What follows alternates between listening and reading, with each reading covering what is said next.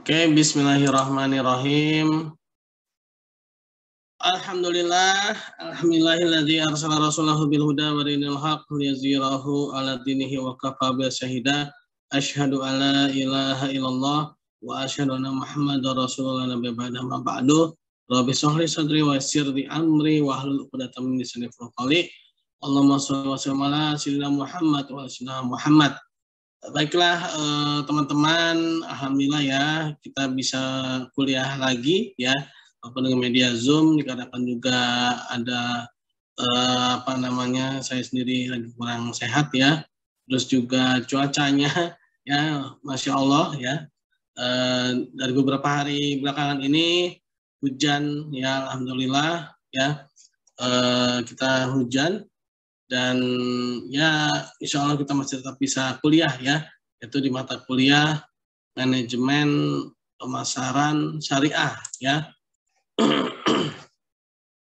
Oke, pada mata kuliah ini saya akan menyampaikan materi mengenai etika ya, etika dalam pemasaran menurut perspektif Islam ya. Nah, etika ya, sebelum masuk ke materi saya ingin bicara tentang etika ya. Nah, agama Islam ini adalah agama yang paling kalau dibilang tuh sangat menuntut yang namanya tuh etika. Etika itu mesti kayak sopan santun ya, terus adab ya, terus semacam apalagi namanya tuh etika tuh ini ya, tata krama ya. Nah, bagaimana dalam memasarkan itu ya dalam perspektif Islam ya, etika ya. Nah, sebenarnya bicara etika ya, Islam itu sudah menjadi satu kesatuan ya sebenarnya dalam etika ya. Nah, etika pemasaran syariah. Etika pemasaran syariah menggabungkan prinsip maksimalisasi nilai ya dengan prinsip-prinsip kesetaraan dan keadilan bagi kesejahteraan masyarakat ya. Nah, jadi ada nilai prinsip-prinsip kesetaraan dan keadilan ya bagi kesejahteraan masyarakat. Nah, jadi adanya prinsip-prinsip kesetaraan. Kesetaraan itu maksudnya apa sih? Kesamaan ya dalam kesejahteraan. Melalui etika pemasaran syariah memastikan ditanamnya bibit keharmonisan dan tersedianya aturan yang tepat di dalam masyarakat, sehingga meningkatkan martabat dan menegakkan hak-hak manusia ya.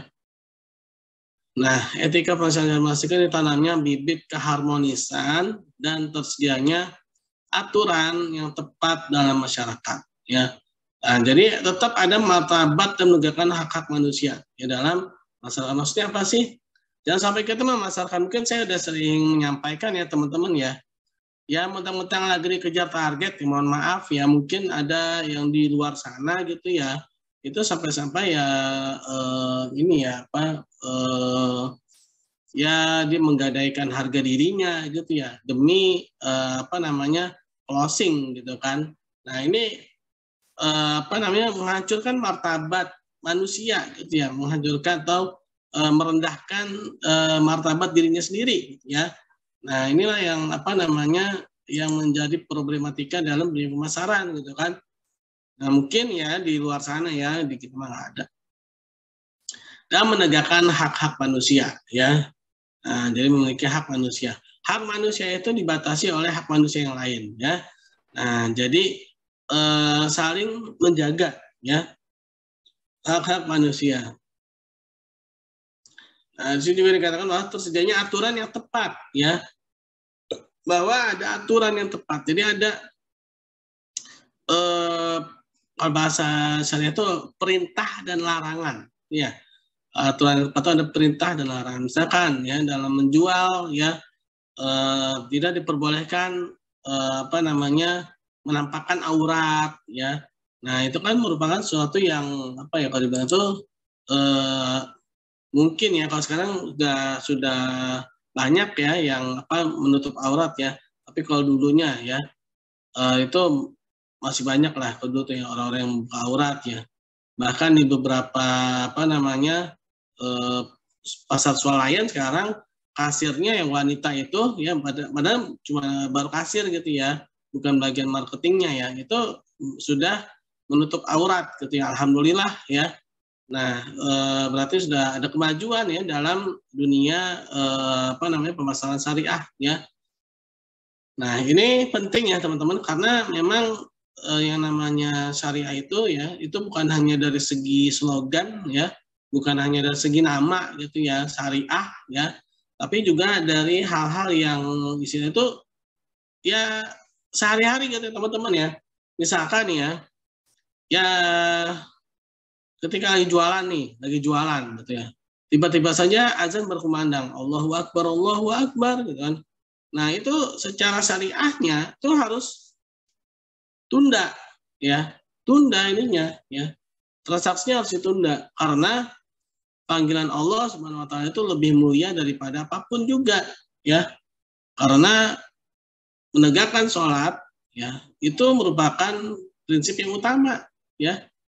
Nah, begitu pula dalam dunia pendidikan ya, dalam dunia pendidikan, dalam proses belajar mengajar ya, itu pun juga seharusnya apalagi di sebuah institusi ya yang membawa nama Islam gitu kan, ketika azan berkumandang ya stop semuanya gitu. Nah, harus di stop ya, harus dihentikan gitu ya, kalau memang membawa nama Islam ya.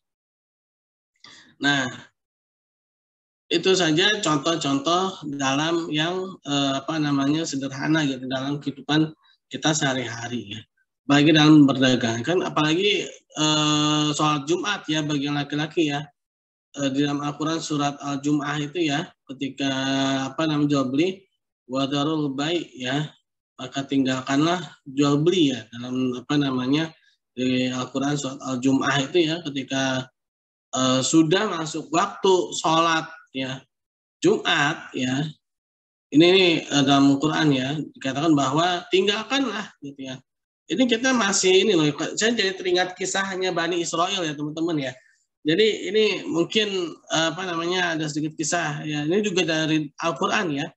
Kisahnya itu mengenai Bani Israel yang suka mengambil ikan ya, atau bahasa kitanya itu memancing ya, mungkin mancing ya, di hari Sabtu. Nah, hari besar Bani Israel itu adalah hari Sabtu. Kalau kita kan hari Jumat ya, kita ya, bener ya, kita ya, ini nggak ada yang nyangkal ya, nyangkal berarti bukan umat Islam loh. Ya. Nah, kita ini umat Islam ini hari besarnya hari Jumat ya. Nah, Bani Israel hari besar itu hari Sabtu. Nah, orang-orang Bani Israel yang tinggal di tepian pantai ya, itu kalau hari Sabtu mereka suka mancing, suka mancing, ngambil ikan. Allah Subhanahu wa taala ya, melarang ya. Nah, ini kita sebagai umat Islam ini beruntung banget tuh teman-teman. Kenapa? Kita waktu yang dilarangnya itu hanya mungkin ya sekitar ya mungkin antara jam 11:30 sampai jam 1 lah ya, itu untuk melaksanakan sholat Jumat ya kan. Setelah sholat Jumat ya itu kan dikatakan maka menyebarlah kalian di muka bumi ya, carilah karunia Allah Subhanahu wa taala sebanyak-banyaknya, semoga kalian termasuk orang yang beruntung gitu kan, dalam Al-Qur'an surat Al-Jum'ah ya. Nah, artinya apa? Kita sebagai umat Islam ini ya, ini kita beruntung gitu ya. Kenapa? Karena yang diharamkannya itu ya, itu hanya pada saat waktu-waktu sholat Jumat itu gitu ya, tinggalkanlah jual beli. Nah, ini Bani Israel ya, ini satu hari full ya.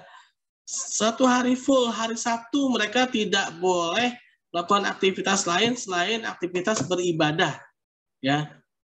Bahkan memancing ya, Bani Israel itu ya di Quran surat Al-Baqarah ya, mereka dilarang untuk mengambil ikan, memancing ya di hari Sabtu ya.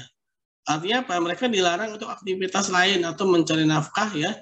Jadi Sabtu itu benar-benar saya itu mereka harus mengagungkan hari Sabtu gitu kan. Nah, tapi mereka justru tidak taat gitu. Ini juga digoda juga ya, diuji ya gimana mereka. Jadi Allah Subhanahu wa taala datangkan ikan-ikan itu ya di hari Sabtu ya dengan apa namanya jumlah yang banyak ya di pantai gitu ya. Nah mereka akhirnya tergoda dan akhirnya mereka mengambil ikan gitu kan di hari Sabtu. Dan karena mereka melanggar ya akhirnya mereka dikutuk oleh Allah Subhanahu Wa Taala menjadi kera atau menjadi monyet ya. Akhirnya mereka pun menjadi kera menjadi monyet ya. Jadi kalau ada yang bilang monyet itu jadi manusia salah ya. Yang benar itu manusia menjadi monyet ya. Nah, ya. Nah, ini telur jadi ayam atau ayam jadi telur ya. Nah, yang pastinya dari Al-Qur'an itu dikatakan bahwa para pelanggar itu ya yang mereka mengambil ikan di hari Sabtu itu ya atau mereka apa namanya tidak beribadah pada hari Sabtu itu mereka dijadikan monyet oleh Allah Subhanahu wa taala. Nah, kita umat Islam ini beruntung banget ya. Mana udah cuman waktunya dari jam 11:30 ya kadang-kadang yang mohon maaf nih ya, yang laki-lakinya kadang-kadang suka ngerokok dulu ya, sampai begitu azan ya, santai ya kan, sampai akhirnya begitu qomat baru pontang-panting lari tunggang langgang nyari masjid gitu kan, atau buru-buru masuk ke dalam masjid. Nah itu kalau masih hukumnya Bani Israel tuh nggak tahu tuh jadi apa tuh ya. Nah Bani Israel aja yang satu hari full ya, itu mereka dikutuk ya, gara-gara mereka melanggar gitu. Itu pun katanya kisahnya itu gini ya. Jadi mereka itu memang bahkan kisahnya itu gini. Ada yang mengatakan mereka itu jadi menyiapkan semacam jaring di hari Jumat ya. Nah, lalu di hari Minggunya mereka buka jaringnya itu gitu ya. Artinya mereka dan itu pun masih dilarang ternyata ya oleh Allah Subhanahu wa taala. Nah, luar biasa kita umat Islam ini ya, banyak sekali apa istilahnya keistimewaan ini ya. Ini kita udah ya, Masya Allah banget ya. Nah, ini makanya dalam apa namanya pemasaran syariah ini ya itu yang namanya waktu-waktu beribadah ya, yang namanya waktu ibadah itu ya harus didahulukan gitu loh ya. Karena Allah Subhanahu wa taala itu yang mengatur rezeki ya. Kita ini hanya sekedar mencari saja, kita bukan apa namanya yang memutuskan ya. Nah tadi ya kalau kita belajar dari hukum Bani Israel itu luar biasa ya. Apa namanya jangankan cuma sejam, 2 jam gitu. Ya paling kita 2 jam lah ya kalau mau benar-benar istilahnya tuh mungkin ya dari jam 11 sampai jam 1 gitu ya kita di dalam masjid gitu kan tiap hari Jumat gitu ya untuk sholat Jumat ya. Nah ini Bani Israel ini 1 hari loh ya mereka itu nggak boleh melakukan aktivitas apapun selain untuk beribadah pada Allah gitu ya. Nah ini kita kadang-kadang ya apalagi hari Jumat tuh ya, tuh itu yang namanya pasar ya, yang namanya pasar kalau hari Jumat tuh ya di emperan-emperan masjid itu kan banyak banget tuh ya. Ya, itu kadang-kadang di istilahnya itu waktunya tuh benar-benar dipentokin banget tuh ya, dipentokin maksudnya uh, kalau belum azan gitu ya, azan yang kedua gitu kan, itu masih rame tuh ya. Bahkan ada sebagian yang masih duduk-duduk di luar masjid ya sampai qomat gitu ya. Begitu udah qomat dia baru tuh lari tuh ya, lari buru-buru masuk ke masjid. Nah, itu kalau misalkan hukumnya masih hukum dulu Bani Israel tuh nggak kebayang tuh jadi apa tuh ya. Masya Allah ya, nggak kebayang. Nih yang laki-laki nih ya, Salahuddin, yang mana lagi nih? Aufi laki apa perempuan nih? Perempuan, Pak, perempuan. Oh, perempuan ya. Laki siapa aja sih nih? Nih ya. Ini kita sebenarnya belajar pemasaran syariah ini bukan cuma belajar pemasaran aja ya teman-teman ya. Jadi gini loh teman-teman ya. Kita ini kan di sebuah institusi Islam ya, membawa nama Islam ya. Nah ini jangan hanya kita ini belajar, tapi kita lepas dari norma-norma keislaman ya. Ya contohnya itu ya, ketika lagi kuliah ya, ketika apalagi di sini teman-teman kan Muslim semua ya. Dulu tuh saya tuh pernah ya dosen saya non Muslim karena memang bukan di sebuah institusi Islam ya, sekolah umum ya, perguruan tinggi umum ya. Itu walau alam ya, kalau mau suuzon mungkin ya suuzon ya. Jadi si dosen itu tiap hari Jumat ya, itu dia antar sengaja atau nggak sengaja gitu ya. Saya jadi agak sedikit curhat ya. Jadi dia tuh kayak sengaja seperti membuat lama gitu ya, sehingga kita yang laki-laki itu akhirnya kita ya harus berani gitu, berani maksudnya dalam hal yang benar gitu ya. Mohon maaf Pak, saya izin mau sholat Jumat gitu kan. Jadi kita langsung ngomong gitu ke dosennya. Ya apalagi kalau misalkan nih teman-teman ya kalau misalkan memang sudah azan berkumandang, ya apalagi sesama Islam loh ya. Apa namanya, mungkin ini bukan sholat Jumat ya. Kalau sholat Jumat ya mungkin ya enggak ya. Tapi ini yang sholat-sholat biasa ya, sholat 5 waktu ya. Ketika sholat biasa zuhur tuh ya. Nah, tolong sampaikan kalau memang udah azan, sampaikan. Kita berani dalam hal yang benar dan dalam etika norma sopan santun kita jaga gitu kan. Misalkan masih ngajar gitu ya, pada azan sudah berkumandang ya bilang aja ya. Kecuali kalau misalkan si dosen sendiri sadar gitu ya, maksudnya dia bilang, mohon maaf ya saya minta waktu dikit, misalkan 5 menit aja gitu ya, untuk mungkin memang mau apa namanya sedikit lagi mau habis gitu. Beda kalau misalkan nih ternyata melar sampai jam berapa gitu ya. Nah, itu mungkin boleh disampaikan tuh ya dosennya ya. Mohon maaf Pak, Bu gitu ya. Sudah berkumandang ya, azan sudah berkumandang.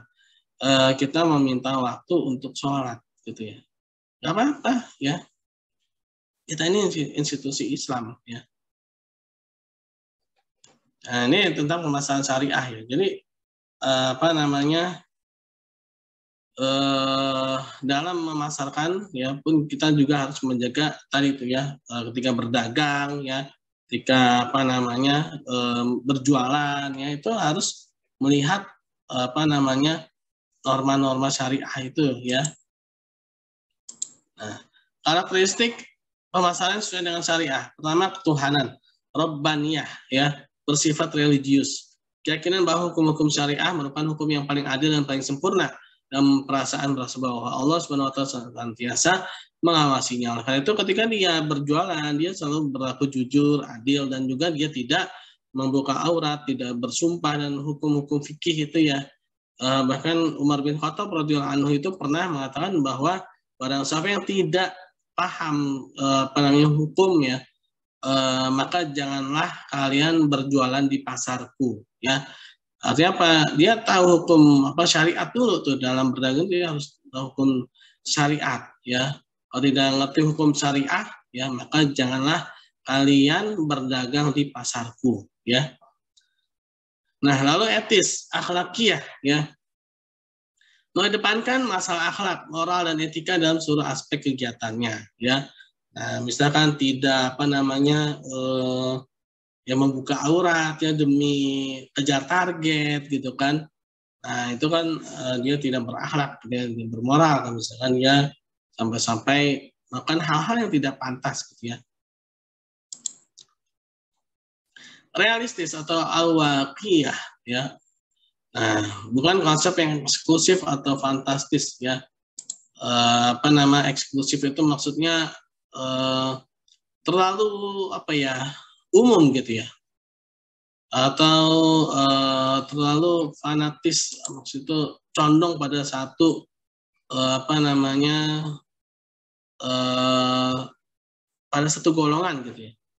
Misalkan nih jualan ya, mentang-mentang dia satu suku nih, kalau misalkan ketemu sama sukunya itu dimurahin gitu ya, fanatis tuh berarti ya. Nah, dia harus adil gitu ya. Nah, terus juga eksklusif ya. Eksklusif itu maksudnya apa? Dia jualan itu jangan terlalu apa ya, dia juga harus tahu ini ya, apa namanya, skup wilayah ya. Skup wilayah misalkan nih, dia punya barang dagangan jumlahnya sekian ya. Terus dia harus tahu tuh ring satunya dia tuh kalau jualannya itu di mana gitu ya. Misalkan wilayah mana gitu ya. Jadi nggak terlalu sebar juga. Khawatirnya gini, kalau terlalu jauh malah takutnya nggak laku gitu ya. Nggak laku. Anti modernitas, maksudnya apa? Anti modernitas. Jadi ini ya, dalam hal ini ya, dalam hal agama ya, sebenarnya dalam hal agama itu tidak ada istilah modernitas ya. Yang namanya agama itu udah modern ya. Maksudnya tuh terlalu mengikuti zaman gitu ya. Misalkan lagi zamannya apa namanya pakai baju pendek, jualan apa namanya, jualan baju pendek, jadi dia ikutan jualan baju pendek itu ya. Nah, jadi itu terkadang suatu yang modernitas itu tidak selalu positif ya teman-teman ya.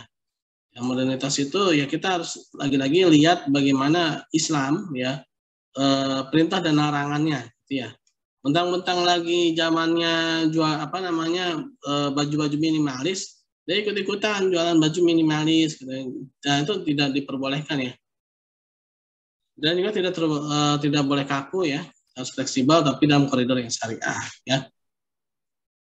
Lalu humanistis ya, insaniah ya, bersifat humanistis universal. Maksudnya gini, misalnya teman-teman jualan suatu barang kebutuhan gitu ya, kebutuhan. Nah, ternyata ada orang yang istilahnya itu dia punya uang ya, kurang gitu ya.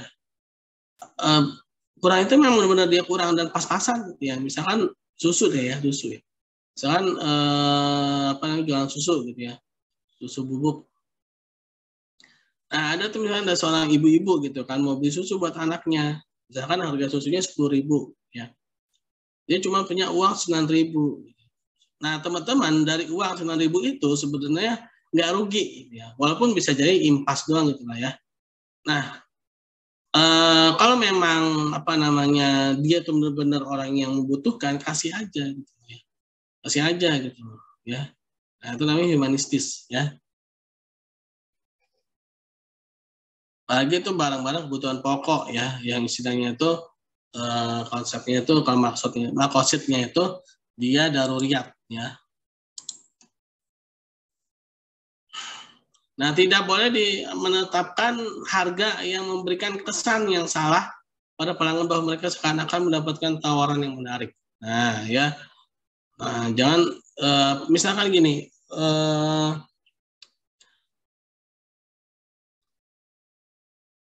sebuah apa ya, kalau di apa namanya tuh, kalau di pasar malam tuh biasanya rame itu ada orang jualan jam, jualan kacamata, ya jualan apa gitu ya. Jangan taruhlah jam tangan deh ya, contohnya jam tangan ya, jam tangan. Nah, ini ada orang jualan jam, kasih harga sekian. Dia bilang, ini barangnya ori. Ya, gitu kan. Ini barangnya ori nih ya. Ini barang bagus nih. Ya. Harganya cuma sekian sekian sekian gitu kan. Nah, jadi si pembeli kan, wah ini bagus nih gitu. Padahal tidak sebagus itu gitu ya. Atau bahasanya itu dia melakukan yang namanya itu tadlis, ya, penipuan ya. Nah, jadi tidak boleh melakukan penipuan dalam segi harga ya. Tidak diperbolehkan untuk mengubah harga tanpa mengubah kualitas atau kuantitas produk. Nah, misalkan nih ya, dalam kondisi yang ceteris paribus biasanya, ceteris paribus itu dalam bahasa ekonominya itu keadaan yang lain itu konstan, itu maksudnya itu dalam keadaan normal gitu ya. Keadaan normal, tiba-tiba saja ada orang yang menaikkan harga atau menurunkan harga ya. Misalkan nih harganya misalkan biasanya 10.000, tiba-tiba saja dia jual 8.000. Nah, ini juga sebenarnya tidak diperbolehkan loh main turunin harga ya di bawah harga pasar, karena Umar bin Khattab radhiyallahu anhu itu pernah menegur seorang yang menurunkan harga. Nah, ini tujuannya dia ini nanti ujung-ujungnya ya perang harga. Nah, ketika dia perang harga, maka dia nantinya yang menang ya, dia akan memonopoli ya, istilahnya itu apa, bakar uang gitu ya. Nah, ketika pesaing-pesaingnya itu mati ya, maka dia akan bermain tunggal ya. Ketika dia bermain tunggal, dia akan memonopoli dan dia akan mempermainkan harga. Nah, karena itu Umar bin Khattab radhiyallahu anhu itu pernah mengatakan, naikkan hargamu atau kamu keluar ya. Nah, kenapa sih nurunin harga kok nggak boleh? Jelas nggak boleh lah, dia sengaja bakar uang ya, bukan karena ini ya, apa namanya, istilahnya itu mengambil untung sedikit, tapi dia memang sengaja merugikan diri gitu ya. Dia tuh merugikan diri, apa namanya, mundur selangkah untuk maju 1.000 gitu kan. Nah, ini juga apa namanya tidak diperbolehkan ya. Kecuali kalau memang ya kuantitasnya itu misalkan biasanya 10, harga 10.000, misalkan dijual jadi 5.000 tapi apa namanya cuma dapat 5 gitu ya, artinya itu dipecah gitu ya. Nah ini lain ya, harganya sebenarnya sama tapi karena kuantitasnya berubah. Atau kualitasnya berubah menjadi lebih kurang bagus gitu ya, tapi harganya diturunin. Nah itu apa namanya diperbolehkan ya. Nah, lalu melarang propaganda palsu atau publisitas pada bagian dari pemasar tentang posisi permintaan dan penawaran melalui media. Ya, nah ini melakukan kebohongan ya, kebohongan yang dipublisitaskan. Ya, misalkan apa namanya limited apa tuh kuantitas terbatas ya, limited edition, ya. Padahal bukan limited edition ya. Yang namanya barang mah kalau ada yang minta ya pasti ada gitu loh ya. Nah itu ya, seperti itu tuh bahaya tuh ya. Etika syariah memungkinkan sewaktu-waktu harga jauh lebih tinggi ya sebagai akibat dari kelangkaan pasokan alam ya. Nah jadi yang namanya syariah itu nggak selalu harus lebih murah ya.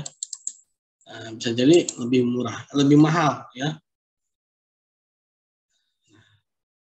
Mekanisme penyesuaian harga tanpa intervensi dan persaingan sehat harus digalakkan ya. Nah ini tanpa intervensi selama tidak adanya distorsi pasar ya. Nah, karena itulah si apa tuh namanya Adam Smith ya, istilah dia invisible hand ya. Nah, padahal maksudnya itu adalah adanya ilham ya dari Allah Subhanahu Wa Taala yang menggerakkan seorang penjual dan pembeli untuk bertransaksi ya. Nah tapi ini dalam kondisi tanpa adanya distorsi pasar ya.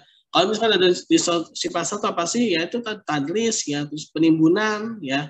Itu distorsi pasar tuh. Kalau ada yang seperti itu, nah itu wajib ada intervensi ya. Wajib itu yang namanya pemerintah untuk turun tangan ya untuk menormalkan ya. Kalau dulu tuh zaman Orde Baru itu ada istilahnya itu operasi pasar ya. Jadi ketika harga itu mulai mengalami kenaikan yang tidak wajar, nah maka pemerintah ya turun tangan langsung melakukan operasi pasar untuk menekan harga ya agar tidak terlalu melambung ya. Lalu syarat penting untuk keberhasilan mekanisme seperti itu mengharuskan tidak adanya corner market, tidak adanya penimbunan, tidak adanya manipulasi ya. Nah ini ya, distorsi pasar itu ya, tidak adanya manipulasi harga yang tidak adil dan tidak adanya pembatasan pada perdagangan ya. Nah, lalu penimbunan untuk tujuan penyangga. Nah, ini maksudnya untuk jaga-jaga ya.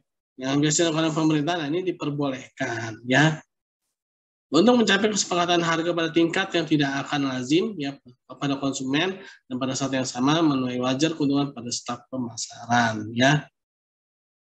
Sehingga si pemasar ini ya si marketer ini dia mudah untuk jualan gitu ya. Kalau jualan barang terlalu mahal kan bingung ya. Yang penjual tuh bingung kenapa dia nanti yakin itu yang belinya pasti jarang ya. Mau pakai cara apa gitu kan yang pasti dia akan kesulitan untuk berjualan. Khawatirnya malah nanti merusak akidah dia gitu kan, dia datang ke dukun ya, datang ke orang pinter ya, terus datang kemana ya ke pohon kemana gitu kan untuk cari penglaris. Nah ini kan akhirnya merusak akidah kan secara maqasid syariah apa namanya akidah dia sudah rusak ya, tidak bisa menjaga agama ya gara-gara harganya terlalu mahal. Nah, Al-Quran mengutuk segala bentuk dari pernyataan palsu, tuduhan tak berdasar, pemasakan dan kesaksian palsu ya. Al-Quran. Lalu tidak etis untuk salesman melebih-lebihkan keunggulan produk yang sebenarnya tidak ada. Nah, tidak boleh terlalu berlebihan ya apa namanya menjunjung tinggi produknya. Wah ini produknya nih kalau makan produk ini Pak dijamin Bapak nggak mati-mati. Waduh, dijamin Bapak umurnya panjang, dijamin Bapak nggak akan terkena gitu kan ya. Nah itu nggak boleh ya yang seperti itu ya. Nah jadi harus sesuai dengan ininya ya kualitasnya ya, tidak boleh terlalu melebih-lebihkan sampai bicara masalah umur ya. rezeki. Wah, Bapak kalau makan ini rezeki lancar, loh, Pak. Nah, ente siapa? Ya, ente kadang-kadang ente gitu. Nah, dalam bidang promosi produk ya, etika pemasaran syariah akan mengikuti aturan berikutnya. Mencegah terjadinya periklanan palsu dan menyesatkan, ya. Menghindari taktik penjualan yang menyesatkan, menghindari promosi penjualan yang menggunakan penipuan atau manipulasi, ya. Nah, tidak boleh melakukan iklan-iklan yang palsu, misalkan apa ya? Dulu tuh ya, saya ingat banget tuh ya. Jadi ada tuh iklan zaman dulu sebenarnya. Itu apa nama iklan mie instan ya. Saya nggak mau sebut produk ya, mereknya ya. Jadi ya kita tahu sendiri ya, mohon maaf ya. Yang namanya makan mie instan itu kan ada ininya ya, apa namanya, monosodium glutamat ya, MSG ya. MSG itu berbahaya untuk otak ya. Apa namanya, jadi MSG itu bisa membuat otak kita itu menjadi malas ya. Apa artinya tuh berpikir kita kan jadi kurang gitu ya. Nah, ini ada iklan ya mie instan tersebut ya, itu di daerah Afrika sih iklannya, bukan di Indonesia ya. Indonesia tuh udah habis tuh dia tuh ya, dibully ya. Nah, itu iklannya di Afrika ya. Udah lama nih, iklannya udah lama. Nah, jadi iklannya itu ya kontroversial dengan kenyataan ya teman-teman ya. Jadi diiklankan ya, kalau makan mie instan itu bisa jadi pintar gitu loh ya. Nah ini ya, jelas mie instan itu ada MSG-nya gitu kan. Nah ini ya, menyesatkan itu ya, palsu ya.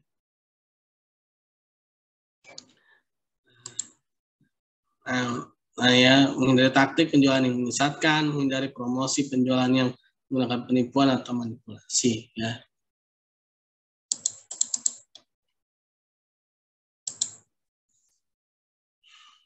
Etika syariah dalam marketing mix, nah promosi. Menurut etika syariah, promosi dilarang menggunakan teknik promosi menonjolkan penggunaan daya tarik seksual perempuan.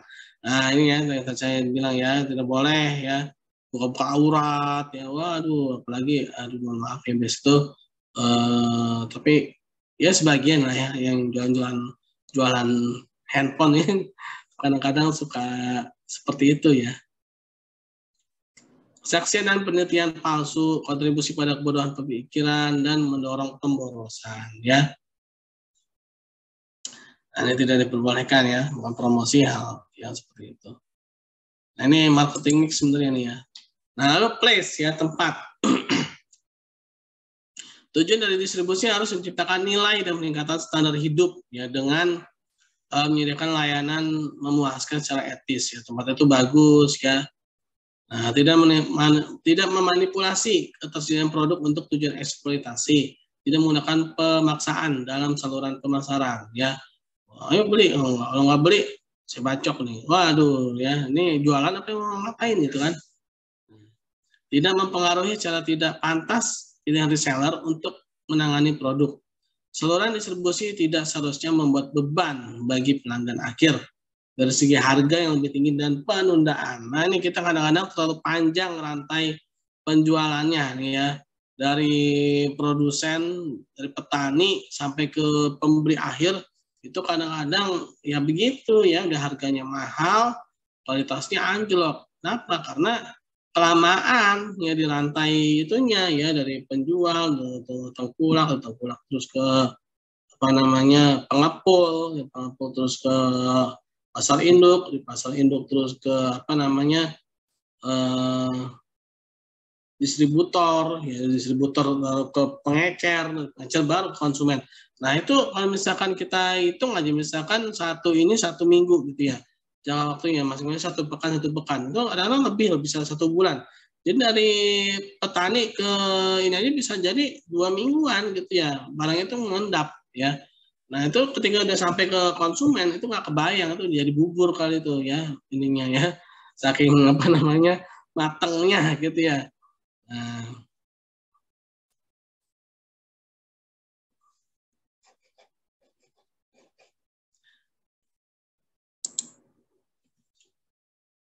lalu produk ya, produk memasukkan unsur-unsur moral. Nah, ya nih, terutama dalam Islam ya. Jadi misalkan HP ya, HP ketika seorang itu membuat HP itu awalnya itu yang namanya, mohon maaf ya, unsur moral itu mereka nggak memikirkan.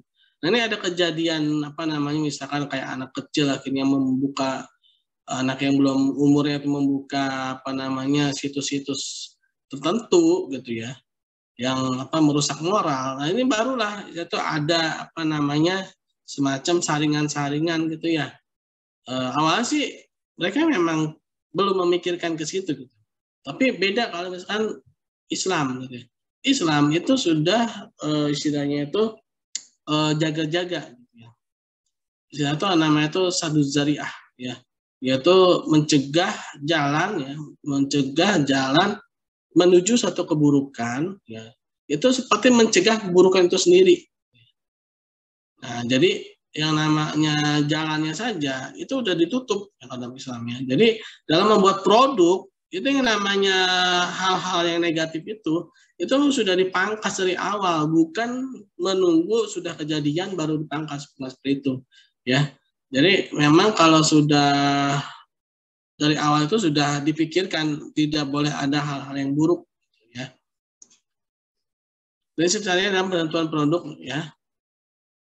Produk harus halal, tidak menyebabkan kerusakan pikiran dan bentuk apapun. Produk tersebut harus real dan bukan maya ya. Lalu produk harus dapat dikirim setelah penjualan terjadi ya. Nah, barang itu harus ada ya, bukan barang-barang yang tidak jelas. Nah, etika pemasaran syariah, pemilik kepribadian spiritual, takwa ya, berperilaku baik dan simpatik, sidik, berperilaku adil dalam bisnis, adil, bersikap melayani dan rendah hati, khidmah, menepati janji dan tidak curang, jujur dan terpercaya, tidak suka berburuk sangka dan tidak suka menjelekan dan tidak bukan sok atau risbah ya. Inilah beberapa sifat-sifat ya dalam memasarkan sesuai dengan syariah ya teman-teman ya. Oke. Itulah apa namanya sedikit materi ya. Kita sekarang pertemuan keberapa sih? 14 ya? Halo? Halo? Ya, Pak. Ya. Izin bertanya ya, Pak. Boleh. Ya. Oke. Terkait itu ya, Pak ya. Etika pemasaran ya, Pak ya. Iya. Etika pemasaran, tapi ini yang berhubungan dengan konvensional, nggak apa-apa ya, Pak ya? Iya. Oke. Nah, mengenai konsep pemasaran konvensional yaitu konsep. Mohon maaf kalau putus nanti kita nyambung lagi ya. Oh iya, Pak ya. Kan pemasaran konsep konvensional itu konsekuensinya untuk mendorong volume penjualan sebanyak-banyaknya. Nah, dan memperoleh keuntungannya itu yang setinggi-tingginya. Namun nih Pak, ada kritik bahwa konsep pemasaran tersebut itu yang didorong oleh keinginan pasar ini memiliki dampak negatif terhadap etika dan moral di pasar. Nah, menurut Bapak ini gimana ya Pak? Sampai-sampai etika pemasaran konvensional itu ada yang mengkritik bahwa konsep pemasaran tersebut itu memiliki dampak negatif terhadap etika. Waalaikumsalam. Oke, terima kasih. Tadi Hafid bertanya mengenai kritikan ya terhadap konsep pemasaran konvensional ya. Nah, memang gini ya. Ini sebenarnya panjang ya ceritanya ya. Kenapa bisa seperti ini? Ini apa namanya berawal dari ya adanya kesenjangan ya. Sebelum apa namanya jadi gini. Sebelum Rasulullah SAW itu diutus ya. Jadi ada kesenjangan antara agama dengan apa istilah rohaniawan dengan para pelaku dunia gitu ya. Kesenjangan ya, mungkin teman-teman tahu lah ya kisahnya bagaimana Galileo Galilei itu dihukum ya. Ya itu tidak lain dan tidak bukan karena adanya kesenjangan itu ya, dan sampai puncaknya ya apa namanya mereka itu ya antara apa namanya sisi dunia dan akhiratnya benar-benar terpisah gitu ya. Nah ketika Islam itu apa Rasulullah itu diutus ya, Islam itu kembali bersinar ya, Nah, saya katakan Islam itu kembali bersinar ya apa? Sebelumnya ya Islam itu memang udah ada gitu ya. Itu nabi-nabi sebelum Nabi Muhammad SAW ya. Mereka itu membawa agama Islam juga ya, tapi dengan syariat yang berbeda.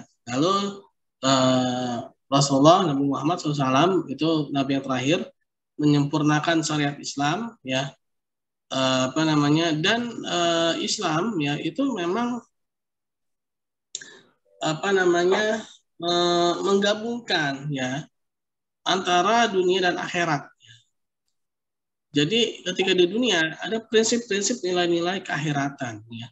Nah, sampai satu ketika ya peradaban Islam itu turun dan akhirnya hancur dan runtuh ya. Nah, ketika peradaban Islam itu turun, hancur dan runtuh, itu sempat ya ketika itu sempat terjadi istilahnya itu gesekan apa namanya peradaban lah ya antara di luar Islam dengan Islam ya. Ada sebagian dari ya ilmu-ilmu Islam itu memang masuk ke mereka, tapi ada sebagian juga yang mereka buang gitu ya. Contoh ya mungkin kayak tadi tuh ya, contohnya itu seperti Adam Smith. Adam Smith menggunakan teori invisible hand itu sebenarnya dari sebuah hadis ya, yaitu mengenai harga. Tapi mereka itu tidak paham ya. Mereka itu tidak paham adanya Tuhan, gitu ya, Allah Subhanahu Wa Taala, ya. Nah, sehingga mereka itu ilmunya cuma setengah, ya. Sehingga mereka hanya berpandangan pasar itu harus bebas intervensi. Dia tidak melihat secara integritas atau secara keseluruhan, gitu ya.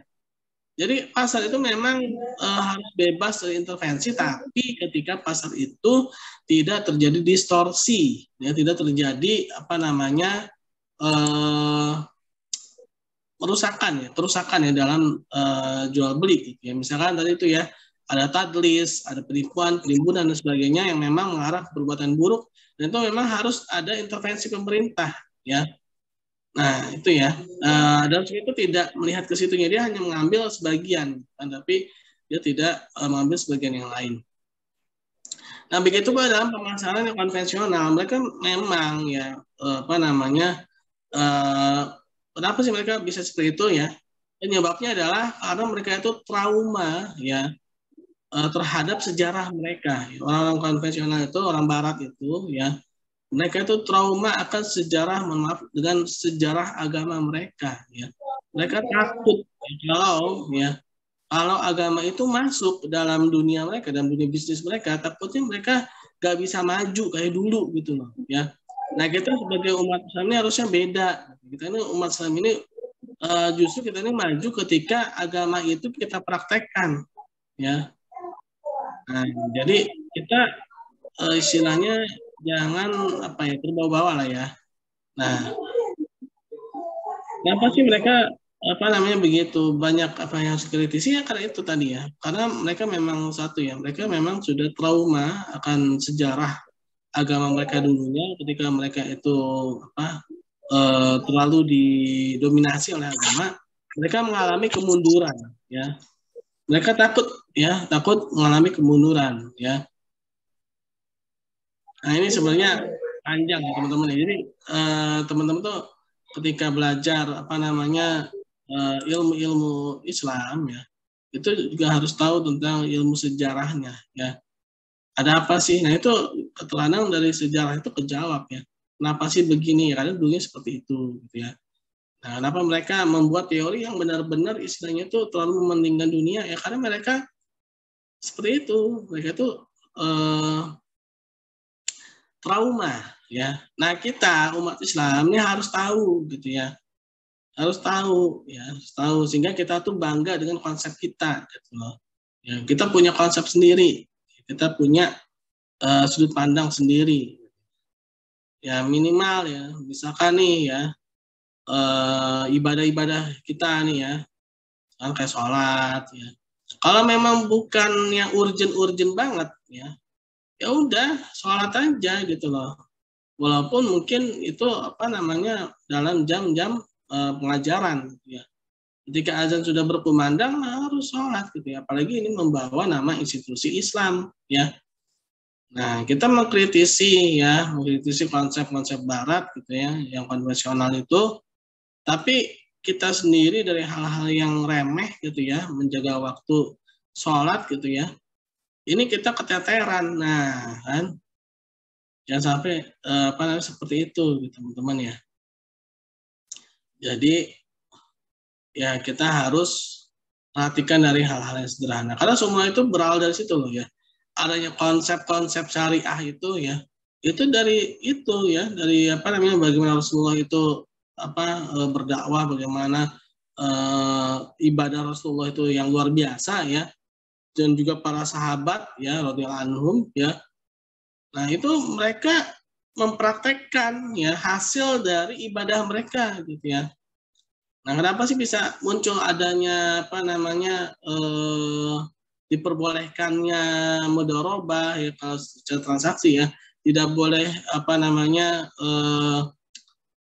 melakukan kerusakan ya, misalkan penipuan dan sebagainya itu, yaitu karena dari hasil ibadah gitu ya, bukan serta-merta dari pemikiran gitu ya. Itu memang dari hasil ibadah gitu ya. Ya jadi seperti itu ya Hafid ya. Nah, ini sudah berkumandang azan ya. Terima kasih atas pertanyaannya. Yang lainnya gimana? Ya Pak, sama-sama. Kirain teh cuma gara-gara ngumbar aurat sampai-sampai ada orang lain mengkritik gitu Pak. Ternyata bukan juga ya Pak ya. Salah satu aja itu ya, ngumbar aurat itu salah satu efek aja tuh ya. Ya, Banyak Pak. sebenarnya tuh ya. Itu panjang Fit ya. Kalau mau ini nanti bisa konsultasi ke saya ya. Itu panjang loh. Itu ini ada sejarahnya panjang gitu ya. Itu efeknya aja, buka aurat lah ya. Itu efeknya aja. Baik Pak, cukup. Terima kasih penjelasannya Pak. Ya sama-sama. Ya, oke teman-teman, ada lagi yang mau ditanyakan? Ini udah azan ya. Ya, kita close aja ya. Insya Allah ya teman-teman ya, nanti bisa lewat WA ya. Oke, terima kasih atas perhatiannya dan kehadirannya. Ucapan Assalamualaikum warahmatullahi wabarakatuh. Waalaikumsalam warahmatullahi wabarakatuh. Oke.